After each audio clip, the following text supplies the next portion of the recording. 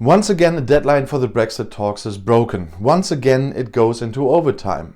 This time, however, time is extremely short. Still, there's reason to hope that a breakthrough is still possible. That's at least what some people think. After the extension for the talks about a Brexit trade pact, hopes are growing with some people that the breakthrough could still come. Ireland's Foreign Minister Simon Coveney told Irish broadcaster RTE that the negotiators are extremely tight-lipped about the details of the talks. This is a sign that serious discussions are going on and that neither side is breaking trust. I see that as a good sign, said the Irishman.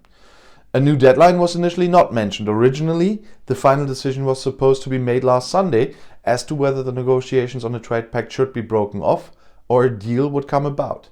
But after a short phone call between EU Commission President Ursula von der Leyen and British Prime Minister Boris Johnson, both sides announced that the talks should continue. However, no concrete progress has been made. Despite the exhaustion after almost a year of negotiations and repeatedly broken deadlines, both are of the opinion that it's responsible to make one last effort, the joint statement said. The negotiators have been instructed to continue the negotiations. If no agreement is concluded by December 31st at the latest, tariffs and other trade barriers would make trade between the UK and the EU much more difficult. Serious upheavals are likely to occur in other areas as well. Then the transition phase will come to an end, during which, despite the fact that the British have already left, everything had largely remained the same. The main arguments are about ensuring fair competition and access for European fishermen to British waters. There is also no consensus on the instruments to be used to enforce the agreement. And that is just a summary of where we are right now.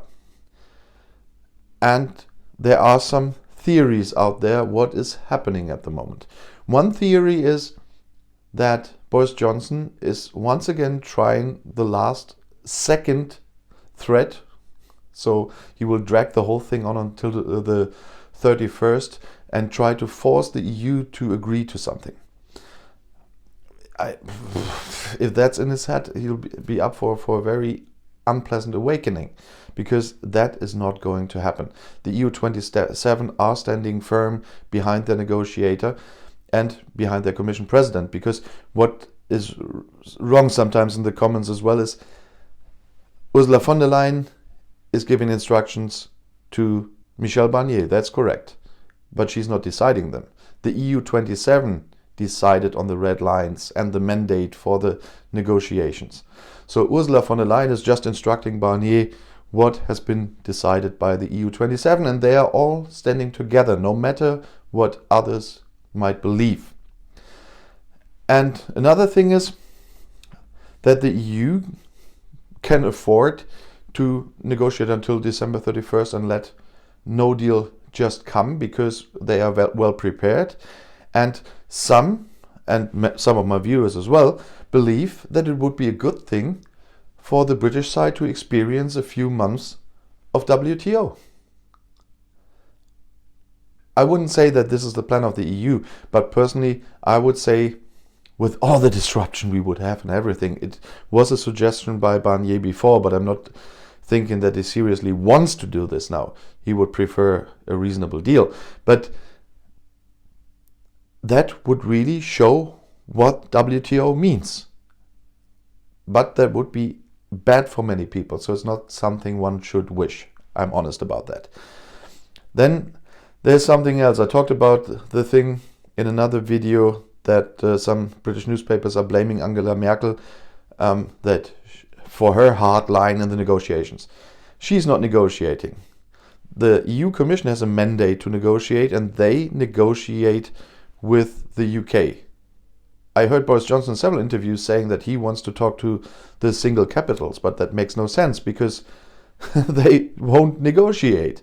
The negotiations are done by the Commission and authorized by the EU 27, by 27 capitals. They told the EU Commission to negotiate. And then there's another point I often read in the comments: we will just make deals with single countries like Germany, France, and so on. No, you don't.